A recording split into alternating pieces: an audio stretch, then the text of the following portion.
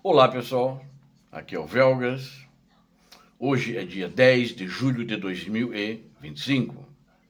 A Ucrânia destruiu o sistema de defesa aéreo russo, mais um. E também drones terrestres ucranianos capturaram prisioneiros russos. Apenas os drones que estavam fazendo o ataque, mas eu vou ver isso em detalhes em seguida. Ou seja, não tinha tropas de infantaria junto com os drones.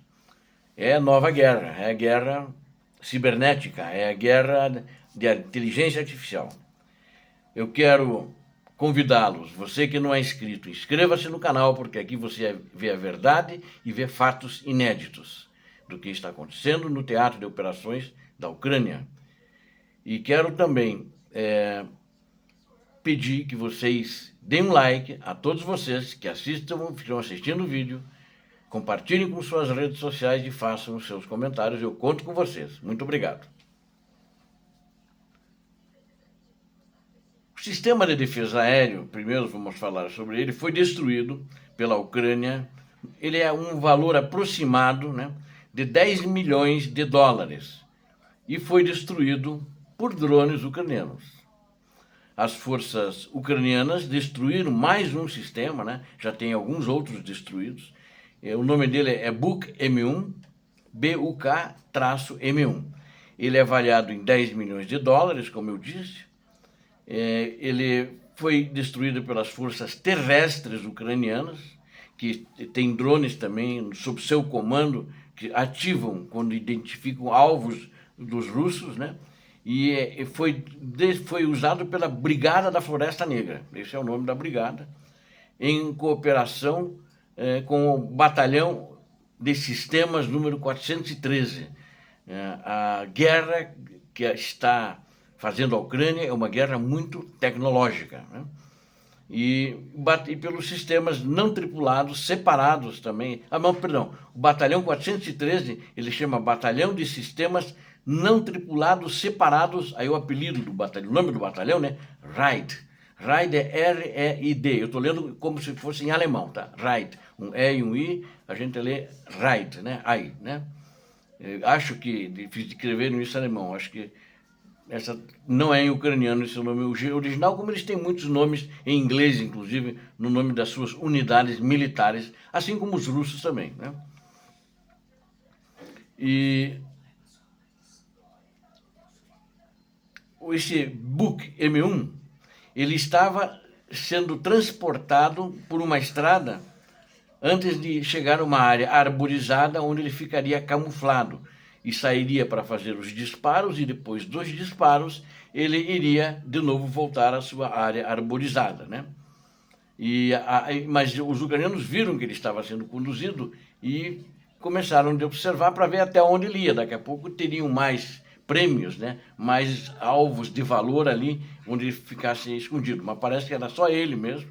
Então a guarnição do drone, a guarnição do sistema Buk M1, eles levaram a Ucrânia, identificou a área através dos drones de reconhecimento, fez uma varredura no local para ver se encontrava outros alvos, e aí, assim que ela terminou a varredura, outro drone ucraniano, que não o de reconhecimento, eles atacou, resultando em uma explosão e muitas colunas de fumaça.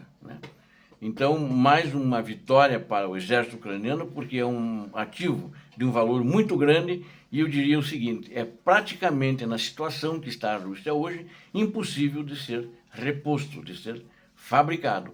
Porque mesmo que eles estejam fabricando material bélico, e eles estão, a Rússia está fabricando, ela não está conseguindo fazer em número suficiente de acordo com a demanda, porque são destruídos mais equipamentos militares, mais material bélico do que a capacidade que a Rússia tem hoje de produzi-los, E quero apenas lembrar que em meados de maio também, as tropas de reconhecimento ucranianas da Brigada Floresta Negra também, a mesma brigada que liderou esse ataque agora, também identificaram um Buk M1 russo, ajudaram a coordenar o ataque de precisão que acabou destruindo o drone e outros equipamentos de material bélico que estavam ao redor.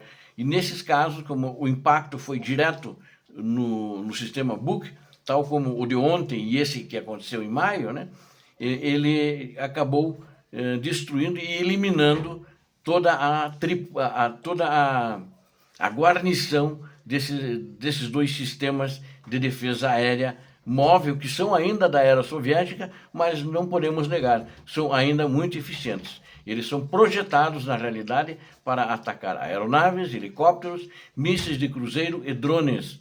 Ele entrou mas na realidade da era soviética, eles entraram já no final do sonho soviético, do frustrado, famigerado e assassino sonho soviético, em 1983, com uma versão atualizada, e essa é uma versão atualizada, então, do sistema Buk original. Em 83, na realidade, eles entraram já com versões atualizadas. Só apenas para esclarecer, o Buk sempre teve fama, né? Os russos espalharam essa fama, venderam alguns para os seus países aliados, principalmente na África, e ele pode atingir simultaneamente múltiplos alvos em altitudes que variam de 15 metros a 22 quilômetros e distâncias de até 35 quilômetros, ou seja, a altitude ele pode atingir até 22 quilômetros e até 35 quilômetros em termos de distância.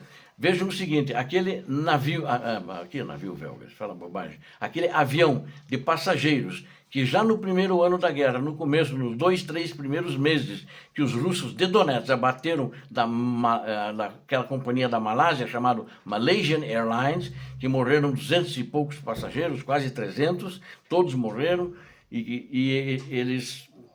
esse avião ele foi atingido por um sistema Buk, operado pelo exército russo, fantasiado de grupo Wagner, né? E comandado por um cara que é um coronel que o Putin prendeu hoje porque acabou virando oposição dele, o Igor Strelikov ou Igor Zhirkin, que de fato é o nome dele. Strelikov é o nome de guerra dele, o codinome que ele usava quando estava em Donetsk, comandando a tomada da região de Donetsk, no caso Luhansk e Donbas de Luhansk e Donetsk.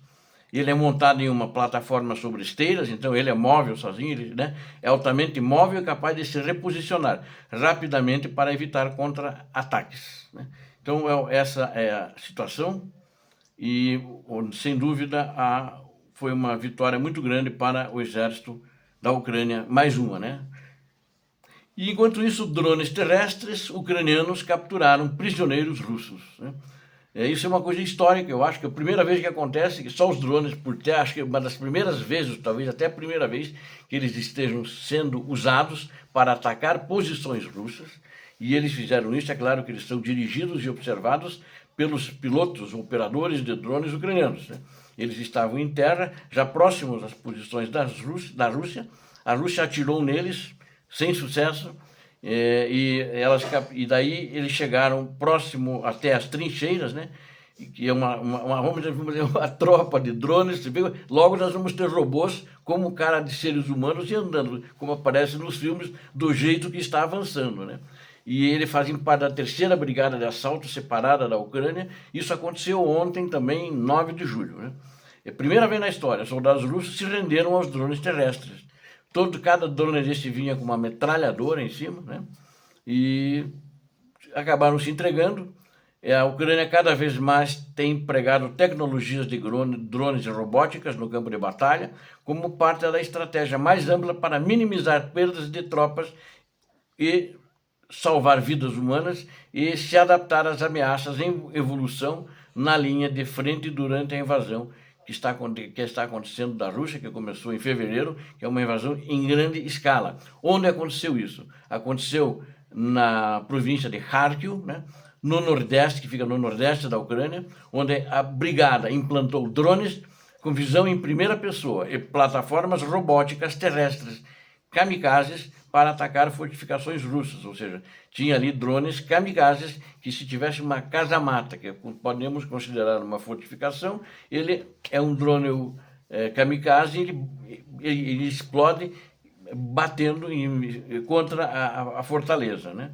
E acho que por causa disso os drones eles ficaram com medo, eles tiveram algumas baixas ali por causa dos drones, e aí os restantes se entregou, né? Eles conversaram com o operador de drone que estava lá, e aí os drones fizeram meia volta e foram escoltando os russos para a sua nova vida como prisioneiros de guerra, né? Segundo a brigada, as forças ucranianas atacaram, destruíram bunkers, né? Russos com drones kamikazes e veículos terrestres robóticos também, com essa robótica. Na verdade, eles atacaram veículos terrestres, mas não eram os veículos robóticos da Rússia, que a Rússia não tem, né? Eles atacaram veículos, caminhões, carros, inclusive carros civis que estavam ali, né? Conforme os robôs se aproximavam de um reduto russo danificado, aí eles danificavam, aí o restante dos soldados russos teriam, todos eles não falaram o número, mas parece que o número parecido com um pelotão, né? Se renderam para os drones que escoltaram eles até a sua nova vida, que não é uma estação de férias, mas eu acho engraçado que apenas máquinas prenderam, né? Embora que eram controladas por humanos na retaguarda. Obrigado a vocês que assistiram a esse vídeo. Eu conto com você. Inscreva-se no canal. Aqui você viu a verdade. Deus abençoe a todos vocês. Deus abençoe a Ucrânia. Deus abençoe o Brasil. Não esqueçam de dar o like. Paz e bem. Paz para toda a humanidade.